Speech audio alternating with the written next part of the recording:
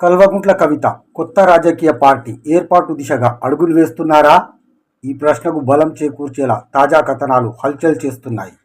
ప్రాంతీయ పార్టీలకు స్ట్రాటజిస్ట్గా పనిచేసిన ప్రశాంత్ కిషోర్ ఇప్పుడు కవిత కోసం రంగంలోకి దిగినట్లు సమాచారం. గత 2 నెలలుగా హైదరాబాద్లో పలుమార్లు ఇద్దరి మధ్య రహస్య భేటీలు జరిగాయట. నగరంలోని ఒక ప్రముఖ హోటల్లో సమావేశం జరిగినట్లు కూడా వార్తలు వస్తున్నాయి. సంక్రాంతి పండుగ సందర్భంగా 5 రోజుల పాటు ప్రశాంత్ కిషోర్తో కవిత విస్తృత స్థాయి చర్చలు జరిపినట్లు సమాచారం. కొత్త పార్టీ ఏర్పాటు ప్రజల్లోకి ఎలా వెళ్ళాలి, ఏ స్ట్రాటజీతో పార్టీని బలోపేతం చేయాలనే అంశాలపై చర్చ జరిగినట్లు వార్తలు వస్తున్నాయి.